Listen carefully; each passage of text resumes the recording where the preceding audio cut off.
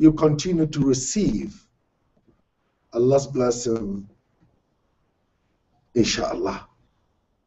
So we pray, may Allah continue to shower His blessings upon us. This is what, as Muslims, hope to achieve in this life and in the hereafter. We still, because Surah Al-Baqara, perhaps 1/3 or a little bit less, is pertaining to the children of Israel, more specifically Jews. Why? Because this is the nation that came before us. So if we can learn some of their mistakes and learn to avoid repeating the same mistakes, we are safe. Because they came before us, as we would see. Allah mentioned those punishments, those examples, nakalam min Allah. It is a punishment meant to achieve a couple of things. Those during the time that the punishment happened should learn not to repeat it. And those that are coming later should learn not to repeat us. We today, who came late, should learn not to repeat those mistakes. Now, yesterday on ABC News or ABC channel, it happened when I left here, went home, got something to eat, and I was sitting, I said, let me check the news. And then ABC was showing the movie Moses. And I said, okay, let me stop here and watch. A lot of exaggerations, but the message was there. Because one of the exaggerations that I saw was about Harun, which we read. Musa alayhi salatu wasalam, when he was sent, he asked Allah, Allah, you know better, or you know best. I have speech impediment. I cannot speak well. Oh, Allah sent Harun with me. And Harun is, of course, his assistant. It was actually disturbing when I saw that when Musa went to his Lord, remember we read 40 nights. We read it. When he went, who, of course, is the teacher now? Harun. And Harun was being empowered by, and it's of course, he's a very powerful man. And they know very well that if Musa is not there, it is Harun.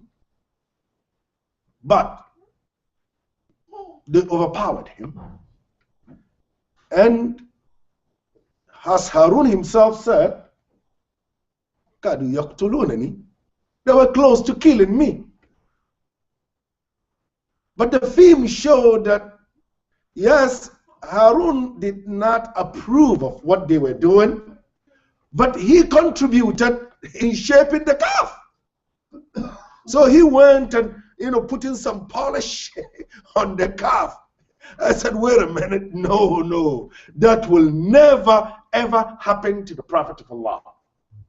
No way would Harun help fix the calf. No way.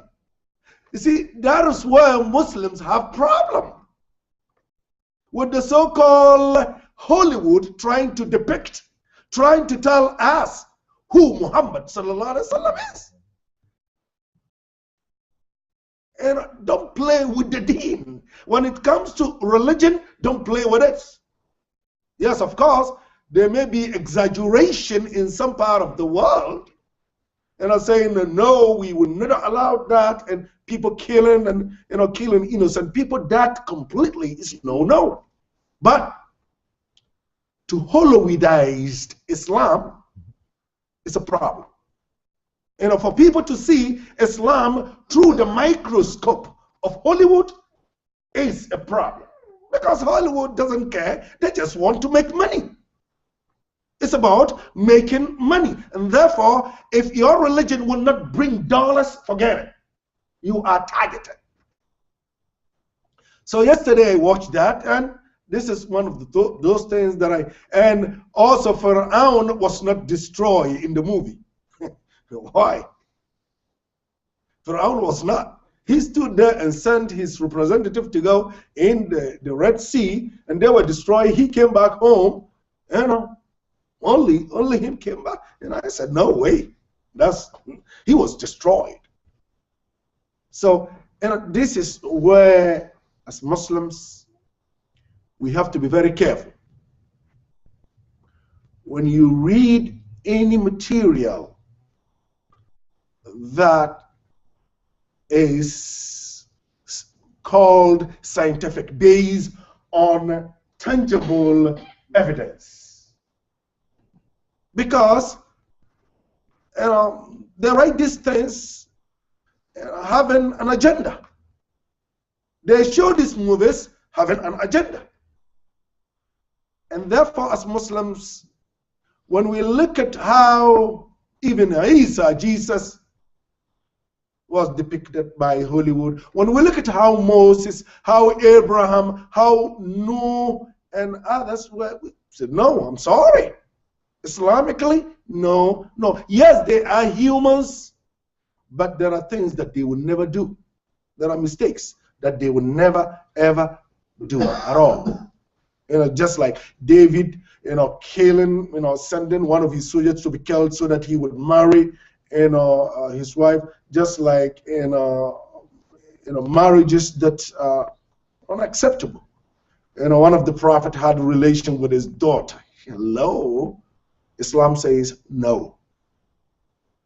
No, those can never ever happen.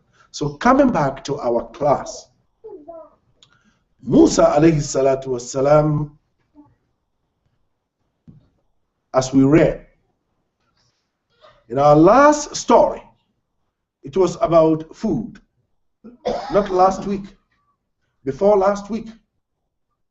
They were requesting onions and garlic, cucumbers and wheat. They said, we're tired of every day meat. So we want something different, something that we are familiar with from Egypt. So we want those food. And then they were asked, why would you choose that which is lesser? This is coming from God. Why? And we know surely what Allah subhanahu wa ta'ala actually said about them. And Allah said, I punish them because of their deeds. Because part of it is killing innocent people, killing prophet. And we read, Yarhamkallah, one of the worst people in the hereafter is he who is killed by a prophet, or he who killed the prophet. And also a leader who is not being just. You're a leader at home. Are you being honest with all your children? That's very important. If not, then one is in trouble in the hereafter. Our last week's class, well, we keep reading about the children of Israel. How many weeks now? The children of Israel did this, and Allah did that. The children of Israel violated this, and Allah destroyed them. Allah did this to them. Allah destroyed the children of Israel, as if somebody sitting down would say, wait a minute, all the children of Israel are ugly, are wrong, As if that's what comes to the mind, because we keep repeating those violations and the punishment of God on the children of Israel. So now somebody will sit down and say, yes, this statement is generalizable to all the children of Israel. No. Then last week Allah told us clearly, إِنَّ الَّذِينَ آمَنُوا وَالَّذِينَ هَادُوا وَالنَّصَارَى وَالصَّابِئِينَ مَنْ آمَنَ بِاللَّهِ وَالْيَوْمِ الْآخِرِ وَعَمِلَ صَالِحًا فَلَهُمْ أَجْرُهُمْ عِنْدَ رَبِّهِمْ وَلَا خَوْفٌ عَلَيْهِمْ وَلَا هُمْ يَحْزَنُونَ. That if you're thinking about generalization or overgeneralizing a community, think again. Ours is no when it comes to generalization. No. All white people, all blacks, all Pakistanis, all Indians, all Sudanese, all African Americans, you give them a picture. No.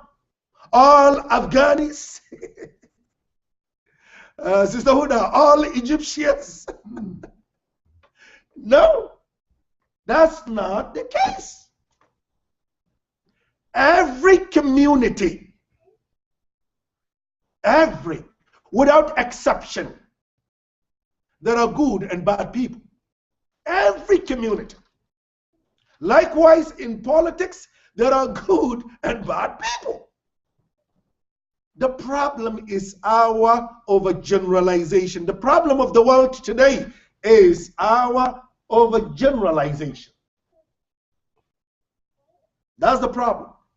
But if each one of us will sit down and think and rethink again before castigating a community, we'll understand that he's making a big error. Now, if you generalize, remember, there is also another ethnicity or another group that is what? Overgeneralizing your community. Yeah. I remember, I was sitting in a class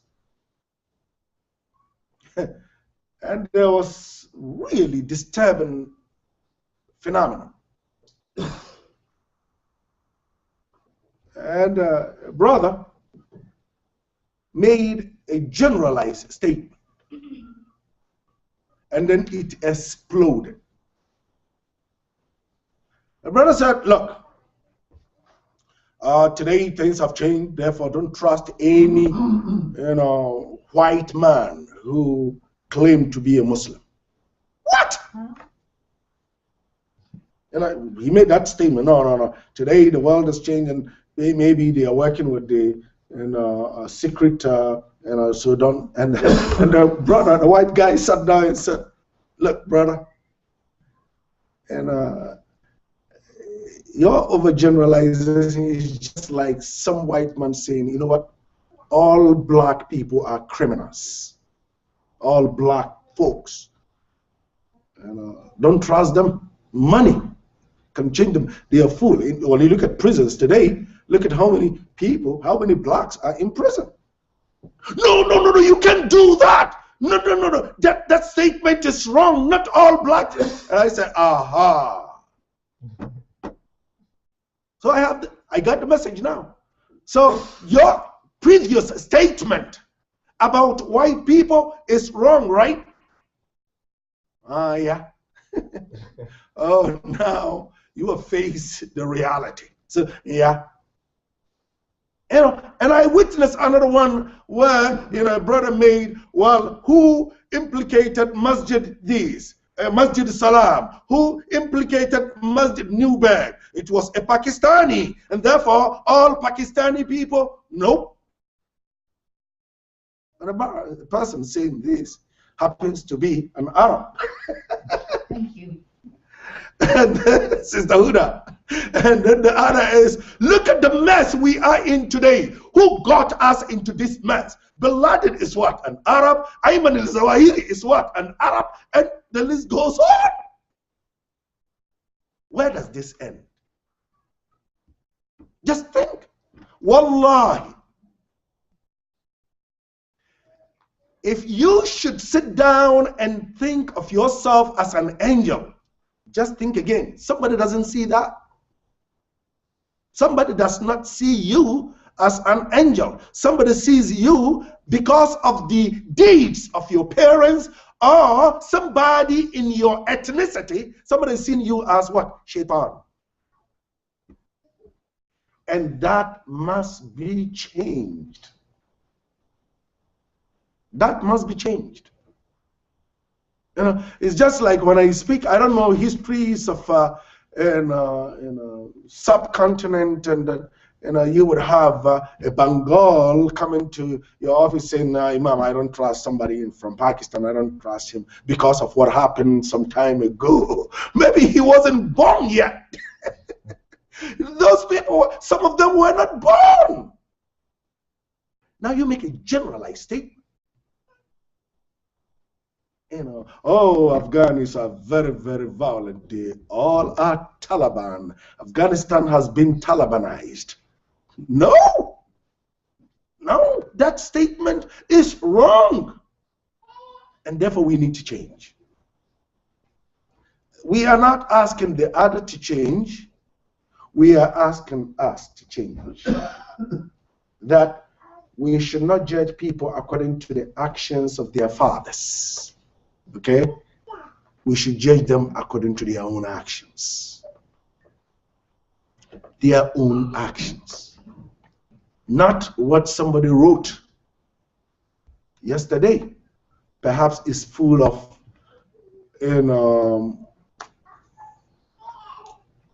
exaggerations.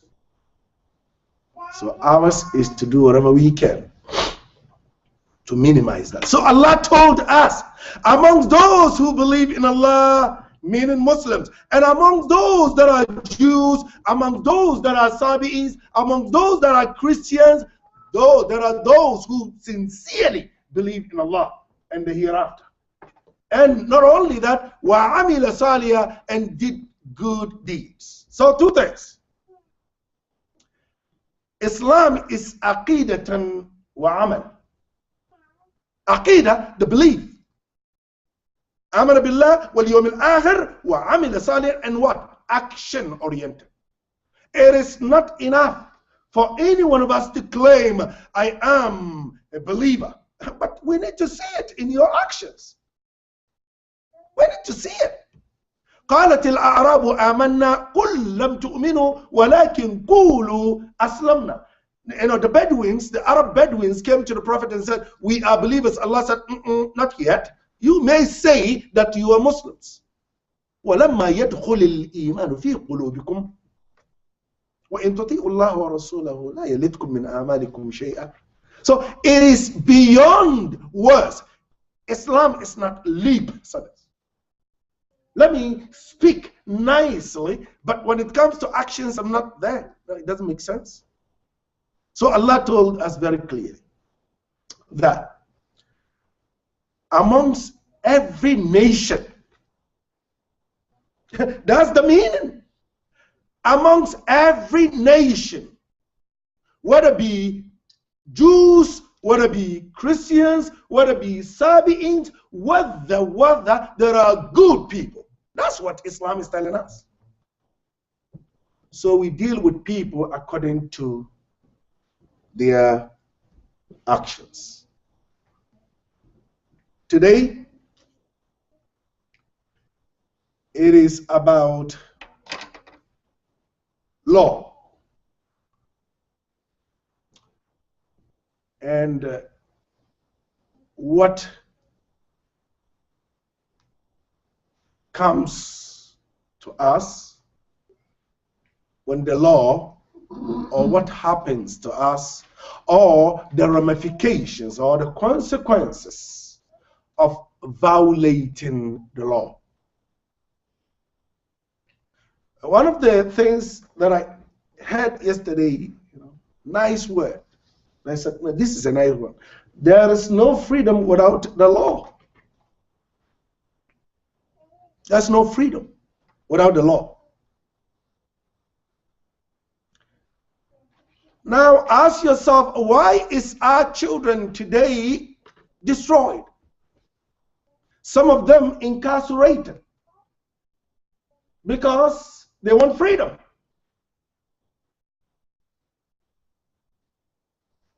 And we know very well, even when we were growing up as young men and women, what had happened to us when we rush with the notion of freedom. Freedom, I want to be free.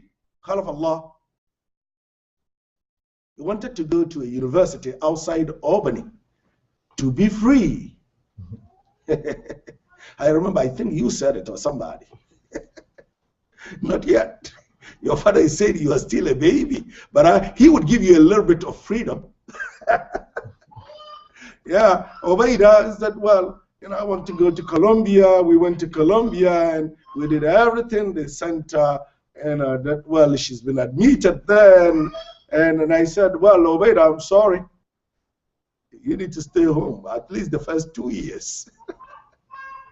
You need to get that discipline. When you are 20-something and then you go out, you already have the discipline. At that time, when you are in a place where there is no frequent, sort of discipline, you can handle that. But now, not yet. Brothers and sisters, let's forget the notion of freedom. Kids!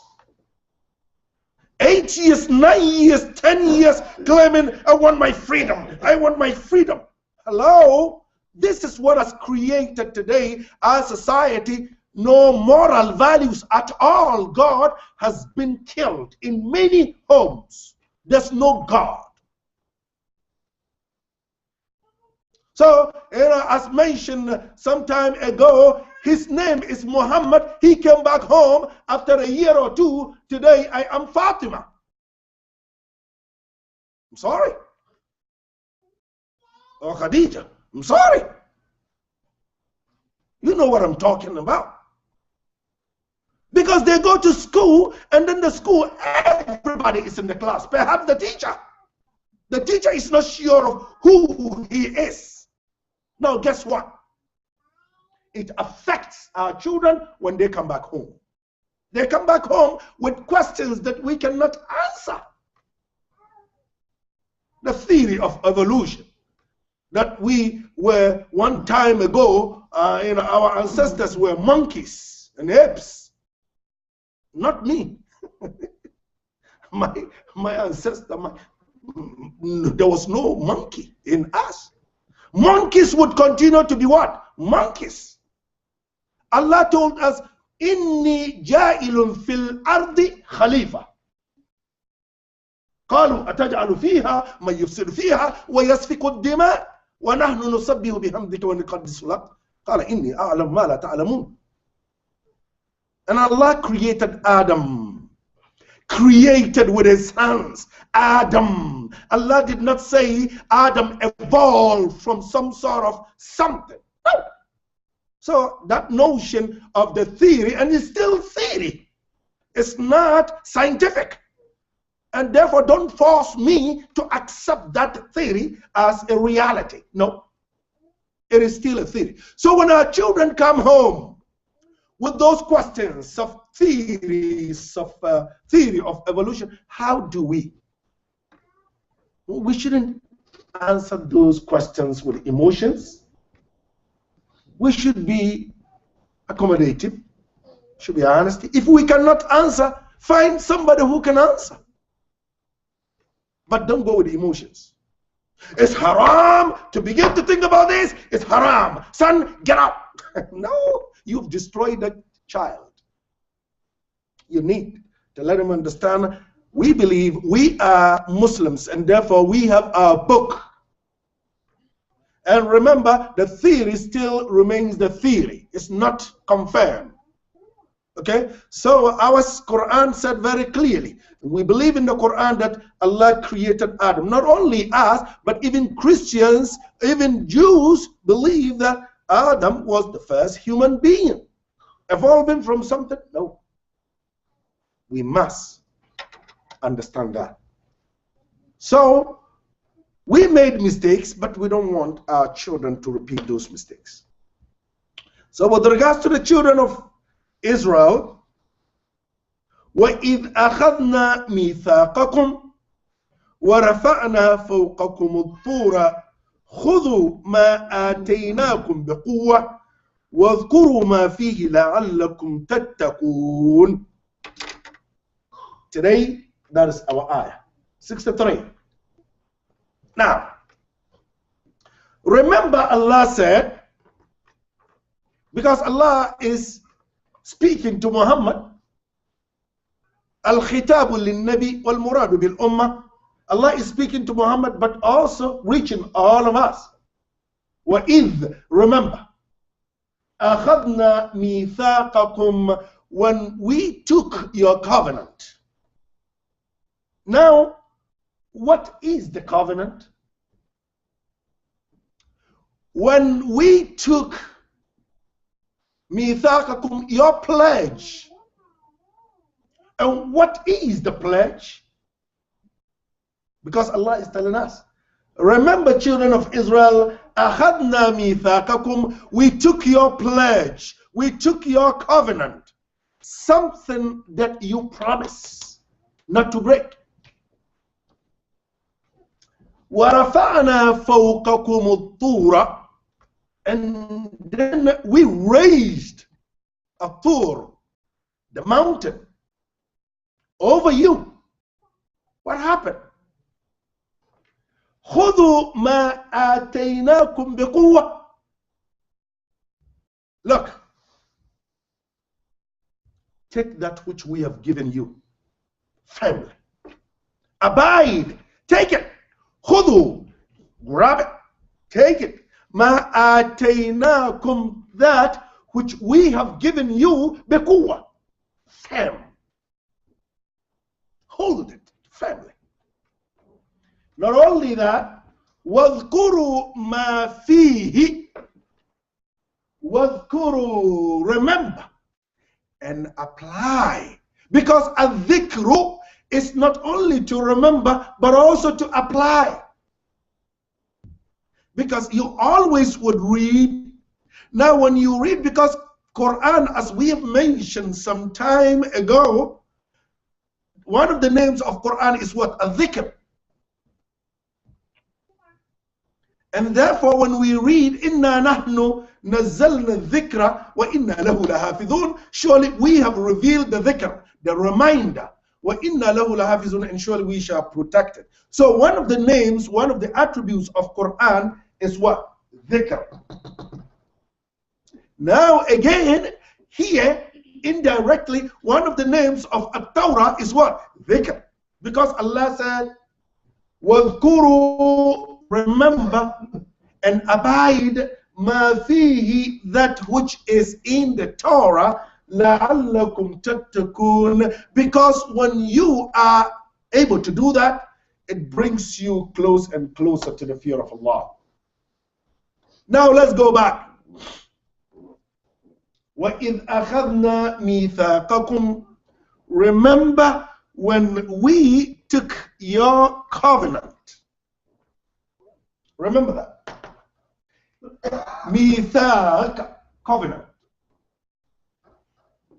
Meaning pledge, your promise.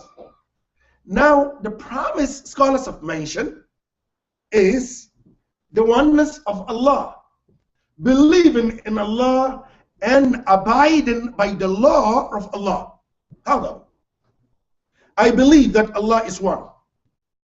And now I am living by the law. So that is the covenant, their promise. Look at what the children of Israel have gone through. We read over and over what they have gone through. They will be destroyed here, and then the next day they repeat another mistake, and some of them are destroyed, and then they repeat another mistake, and Allah has forgiven them, and all that. So finally Allah said, well, I am your Lord, and I am one. So abide by that. They said, yes, Allah is one. So that is the mithaq. Now, وَرَفَعْنَا فَوْقَكُمُ الطُّورَ, and then we raised the mountain over you. What is that?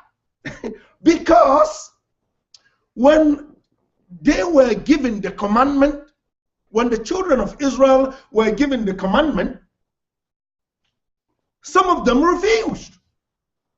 No, we are not going to do that. And Allah said, okay. So Allah raised the mountain over them. Will you take it? Who want to die? Nobody wants to die. They're looking at the mountain. Oh my God, what is that? So that's the meaning, that they were given the book. When they were given the book, they started to question its validity and what is in that book. So Allah raised the mountain on top of them. They were seeing it, the mountain. خُذُوا مَا آتَيْنَاكُمْ بِقُوَّةٍ. Will you take it? Oh no. If you say no, the mountain is coming over you. وَاذْكُرُوا مَا فِيهِ. Not only taking it, but also what? Implement that which is in the book. لَعَلَّكُمْ تَتَّقُونَ. When you are able to apply this, it brings you close and closer to Allah subhanahu wa ta'ala. Now, what happened? Now, as if we want to know, have they taken it seriously? ثُمَّ تَوَلَّيْتُمْ. Yes, they took it, but temporarily. When the mountain was gone, oh, some of them went back. ثُمَّ تَوَلَّيْتُمْ. And you actually returned back doing the same things that you've been doing arrogantly.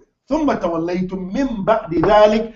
After the mountain was raised, you continue to be arrogant. You continue to go against the law of God. فَلَوْلَا. If not. Now, فَلَوْلَا. If not. فَضْلُ اللَّهِ. The grace of Allah. وَرَحْمَتُهُ. And the mercy of Allah. alaykum, on you, the children of Israel, لَكُنْتُم مِّنَ الْخَاسِرِينَ. You will have been amongst the losers. Now here, if not because of the grace and the mercy of Allah, all of you will have been destroyed. Because you've witnessed people being destroyed out of you. When you came out of Egypt, and then you worship the calf, how many thousands were destroyed? You saw it. And then you saw what had happened afterwards. So you, those remaining, you saw those examples. If not because of the grace of Allah on you, if not because of the mercy of Allah on you, you will have been among those that have been destroyed, because you saw it. How many times have we had 50,000, 20,000, 60,000 were destroyed, but you still are living? What do we learn from here? What do we learn as Muslims? Reading this today, what do we learn? Had Allah will, even in the United States alone, we will have been in a place where stray bullet could kill. Every day in America, our children are being killed. Some people are being killed through stray bullet. I told you this story in the Bronx. I was invited to speak, and we're speaking about this. And one of the guys was telling me, you see that guy, after we finish, see that guy, he has a bullet in his head, in his skull. Because now the doctors are really careful. If they try to remove it, he may die. So don't let him run around with the bullet inside his skull. What happened? He came back from work trying to go and get something to drink. He went to the store, he was coming out, and then stray bullet. That's the end. From there to the hospital. If Allah had willed, it would have been you. How many accidents do we have in a day? You know, and I was reading these statistics that every 30 minutes in America, there is more than one accident through sort of drunken drive. Innocent person driving, going to work, and somebody's drunk. Every 30 minutes, more than one life would be lost in America. Not you, because you're still alive. And let's look at the missing Malaysian jet. More than 200 people. Had Allah willed, you would have been in there. Now, let's go to South Korea. Kids, high school kids, going for some kind of, and up to date, more than 100 are missing. Could have been you, it could have been me, it could have been our children. So when you look at all this, it doesn't mean it may not happen to you. No, it may. But when the time comes, inshallah, you are closer to Allah. That's the meaning. So Allah is telling us here, hello, you children of Israel today that are alive. Had Allah will, you will have been among those destroyed. And then we read, وَاتَّقُوا فِتْنَةً لَا تُصِيبَنَّ الَّذِينَ ظَلَمُوا مِنْكُمْ خَاصٍ وَاتَّقُوا فِتْنَةً لا تصيبن الذين ظلموا منكم خاص. Be careful. Be careful. واتقوا, be mindful. Fitnatan, with a trial. لا تصيبن, it will not only affect الذين ظلموا, those who have oppressed themselves amongst you. Meaning, there may be a distraction, a trial, and also amongst those implicated are innocent people. It's possible. So, when we read this, it tells us something very clearly. If not because of the grace, if not because of the mercy of Allah, you will have all been destroyed. And therefore, since you are not yet destroyed, fear Allah. Now, وَلَقَدْ عَلِمْتُمْ, you know very well. Again, another story. Well, story after story about the children of Israel. Because they are actually our ancestors. They came before us. Torah came. Moses came before Muhammad sallallahu alaihi wasallam. So what do we learn from the children of Israel? Don't use these to go out there and say, well, all the children of Israel, all Jews, all statement as we all know, forgetting ourselves. Muslims, those who are in a state of denial, they are perfect and the rest are evil. No. وَلَقَدْ عَلِمْتُمُ الَّذِينَ اعْتَدَوْا مِنْكُمْ فِي السَّبْتِ. You know very well, children of Israel, you know amongst you those who have violated the principle of Sabbath. Meaning, Islam endorses it. It has been, Sabbath is part of the Jewish faith. And you know very well those who violated it. The Sabbath breakers, what happens to them? Because here we are talking about the law. Law breakers, what happens to them? So Allah is telling us that, وَلَقَدْ عَلِمْتُمْ, you know, الَّذِينَ, about the story, اعتدوا, those who violated, minkum, amongst you, fi sabti, regarding Saturday. Not regarding Juma. Juma is ours. And we'll talk about the difference between Juma and Sabt, or the Sabbath. Huge difference. Now the difference is this. Ours, every Friday, Allah subhanahu wa ta'ala clearly defined what time is haram to get involved in transactions. But Sabbath is every Saturday, no work at all for Jews or the children of Israel. Now, it is a law. No work whatsoever on Saturday. No work.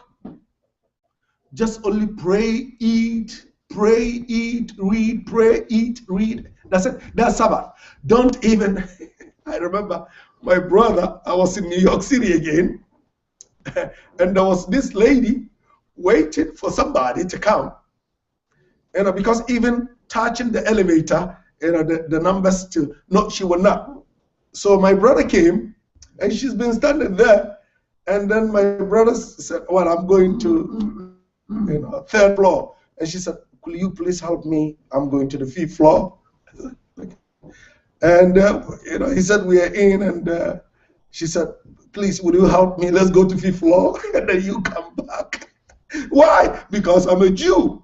Today is Sabbath, and therefore I should not even touch anything at all. No driving, nothing, not even signature. Some ultra-Orthodox Jews, not even a signature. No, it is Sabbath. On Saturday, no work at all. Now it is a law. In the Mosaic law, don't do anything on Saturday. Now there is this town. It is mentioned in our Tafsir, our commentators have mentioned that it was the time of Dawood, alayhi salatu wassalam, David. These people have their own way of deception of the fishermen have their own way of catching the fish. And in Surah Al-A'raf, Allah told us, every Saturday, oh man, the fishes are out there enjoying themselves. As soon as Saturday is gone, there will be no one fish. A trial from Allah. Man, and people started thinking, this is ridiculous. What is happening? Even the fish know that today is Sabbath. The fish is flying and enjoying, and So they said, okay, look, we are not going to fish on Saturday, but we are just going to dig some, holes, and when the fish get there, they cannot go back. A deceptive means of catching fish. They created nets, and we are not there fishing. We are not there fishing. We just create some nets, and the nets are sitting down, and when the fish get there, they cannot go back, and we would come back on Sunday to take those fish, to go fry. So they use the deceptive means of actually catching the fish, but they started it on Saturday. Saturday is no, do not do anything. So Allah is telling us. And Allah subhanahu wa ta'ala through Muhammad reminded the children of Israel what had happened to ancestors, those of your ancestors. وَلَقَدْ عَلِمْتُ, you know very well. الَّذِينَ اعْتَدُوا, those who have violated, the breakers amongst you fi Sabbath, regarding the Sabbath. Now, what happened? فَقُلْنَا لَهُمْ, and we said to them, كُونُوا كِرَدَةً خَاسِئِينَ. Kirada is the plural of kird. Kird is monkey, ape.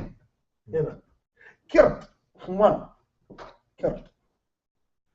Kirada, apes. khasi'in, that are detested. Detested in such a way, we know very well in some of our cultures back home, dogs are detested, and swines are detested because dogs are all over. Children will chase them with what? Stick and stones. That is the meaning of khasi'in, detested. Now, as mentioned, these people live under deception. And Allah, either physically or metaphorically, destroy them with humiliation. Now, severe consequences abandoning the law. Number one, humiliation. When you live under no law, you are humiliated. Which means, brothers and sisters in Islam, your honor is very important. Keep it.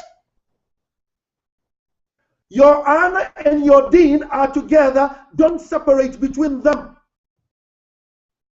Your honor. Wherever you know that going there would cause you to lose your honor, as if you are losing your deen. Because remember the hadith we keep repeating. Inna dima'akum wa amwalakum wa a'radakum haramun alaykum. And remember again when the Prophet ﷺ said, Inna fil jasadi la mudgha, idha salahat, salaha al-jasadu kullu, wa idha fasadat, fasada al-jasadu kullu. Ala wa hiya al-qalb, when the Prophet mentioned about the heart. And remember again, al-halalu bayyin wal-haramu bayyin. Wa baynahuma umurun mushtabihat, la ya'lamuhunna illa. Halal is very clear, haram is very clear. And in between the two, there is that which is ambiguous. Stay away from those ambiguous things. If you are able to stay away from it, فَقَدْ اسْتَبْرَأَ لِدِينِهِ, his deen is protected, is saved, وَعِرْضِهِ, his honor, saved and protected. Your honor is very important. It's not about what you say, it's about what you do. Your honor. Wallahi, if it is gone, it's gone. Yes, Allah subhanahu wa ta'ala may forgive us. But people, oh my God. People would even mention what you have done. Perhaps you may not be here, but your children or grandchildren. Oh, his father, oh, his grandfather. So do whatever you can. Yes, we make mistakes. Yes, we are not angels. But do whatever you can to protect your honor. Do whatever you can. Where you're not supposed to be, then go. Do not. Because guess what? Somebody, especially today, with gadgets, computers and all kind of, somebody's taking a picture of you, and you don't know. And before you realize you're in deep, hot waters. You don't want to be there. Do whatever you can. Just do whatever you can and leave the rest with Allah subhanahu wa ta'ala. فَجَعَلْنَاهَا, that which you've heard. Okay? The stories that we have heard, the punishment that we have heard about the children of Israel, فَجَعَلْنَاهَا نَكَالًا, it is an example لِمَا بَيْنَ يَدَيْهَا, for those living at that time, وَمَا خَلْفَهَا, and for those who would come later, وَمَوْعِظَةً, it is an admonition لِلْمُتَّقِينَ, for those who fear Allah. Let's repeat here. Allah said to us, you have heard what happened to breakers of the law. Those who violated the law, you have heard their stories. Well, let it be nakalan, an example for you. Yes, those that were living during that time saw it, and most of them did learn. And we today, وَمَا خَلْفَهَا, we today, those who would come later, it should be what? It should be a lesson. It is not just a story, no. It is a lesson for anybody who breaks the law of God. He's going to be in trouble. And what kind of trouble? You see, it's not about, well, whoever went to the hereafter and came back, well, humiliation in this life. Humiliation. وَمَوْئِذَ لِلْمُتَّقِينَ. Well, if we claim to be those who fear Allah, let that be what? مَوْئِذَ. A lesson. Let that be maw'iza, a proof. Let that be something that we would all learn to say, you know what? Let me do whatever I can to avoid breaking the law of Allah, because it is not going to be helpful. It's not going to help me. It's not going to help my family. Brothers and sisters in Islam, it is not what you say. It's how you live your life. How you live your life. That's the most important thing. How you live. Because people may even try to defend you. You may not be there. I came, my supervisor at work, and I was going through some, challenges. And I went there and I started laughing. I said, what, Imam? I said, oh, I'm laughing regarding somebody who cannot take punches and want to be a leader. I said, who are you talking about? And I said, you. I said, Imam, what are you talking about? I said, we will be tried in this life.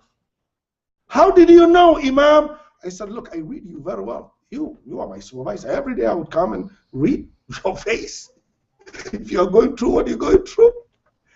And oh man, she started crying and then keep calming things down. How many times would you hear somebody trying to destroy somebody? Oh, Brother Uthman, you don't know Brother Uthman. 50 years ago at ICCD, oh my God. Maybe Sister Huda. She's too tough and all that. Yeah, well, I don't know then. I don't know then. I know now. Yes, she may be tough for those who break the law. For those children who don't want to sit down and listen, yes. And how many times would somebody say, well, Ali, you want to know yours? Oh, Ali sold me a car, and oh man, I said, leave Ali alone. I have done business with him. That's what happened. There are those that I don't care what you do for them. It's not enough. Just because you belong to minority or other ethnicity, that's it. Overgeneralization, we did mention that earlier. Let's do whatever we can to, at least, if you don't want others to mention bad things about you, do not be part of it. Anytime anybody comes to you, tell them, I'm sorry, this statement is wrong, and I'm not going to be part of it. That is what we learn when we read the story of the people that came before us. Walhamdulillahi Rabbil Alameen. Wassalatu wassalam ala ashraf al-mursaleen, Sayyidina Muhammad wa alihi wa sahbihi wa man wala. Now this story in Surah Al-Baqara that we read in, if you want, when you go back, inshallah, you can read it in Surah Al-Araf, the small Surah 7, more elaboration around, I believe, maybe from 159, 160, all the way, there's more explanation regarding the children of Israel and what happened and the violations and what happened to them. Well, alhamdulillah Rabbil Alameen. We have few minutes for questions and answers, inshallah. Yes. Yes, Sister Uda. When you're talking about the birth of this Quran of Allah, That's the same time when Prophet Musa went with his Ten Commandments, and he took 40 people from the Jewish to go back with him. And Yes. we went there, and they were asking if they can see Allah, and the mountain just dropped and dropped down destroyed. Regarding Musa alayhi salatu wassalam and the Tur, Allah did mention a couple of times. The first one was he went there and then received a message that you are a messenger. Therefore, go to Egypt and liberate your people. And then he went there after Pharaoh was destroyed for 40 nights. He was commanded to go there. He went there, he came back, they were worshiping idols with his tablets, and he threw. Those are very, very Quranically, clear. And then he took 40 amongst his people again. He took some of them going to have the conversation. Then they started questioning, Musa, we want to see our Lord. And they were, their lives was temporarily suspended, and their lives came back again. And so the story is, evolving around the mountain, Tur. Yeah. So is this mountain that Allah was talking about? According to our commentators, some of them said yes. Some of them said it could be any mountain at all. But looking at that area, yes, majority of the scholars said yes. It's about the Tur, that Tur Sina, that Musa went to have this conversation with his Lord. And sometimes even people are mocking at Islam and saying, when Muhammad did not go to mountain, the mountain comes to Muhammad. That's a statement like that. Yes. If Muhammad did not go to the mountain comes to the Muhammad. They're talking about, well, the first message was in a mountain. Okay, what about Moses? It's the same. So it's all about this mountainous area, and it's not specifically about mountain, but also you want to get out of, disturbances of people, and even look at, if you want clean Arabic, Sister Huda, don't go to Egypt, Cairo. Go to the villages, right? Because when you go to Cairo, it's full of contaminated Arabic. Likewise, when you come to New York City and you want to learn English, guess what? You'll be speaking and dancing at the same time. So yes, it is around this mountain area that Allah subhanahu wa ta'ala has spoken about Musa. Something else about last week when we said Allah subhanahu wa ta'ala ordered Sayyidina Musa to hit the stone with Yes. the so they opened 12 Springs. I read it here, this 12 springs as the amount of Tribes. Prophet Yaqub children. Mm. Prophet Yaqub had 12 children. Mm-hmm. That's what the book says. Yes, I think there are a lot of statements about our commentators.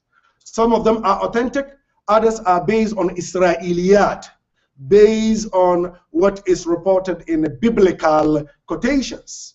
And now, yes, we know very well, the children of Yaqub, of course, we did mention, he, of course, was the first Israel. That's his name. Yaqub's other name is Israel.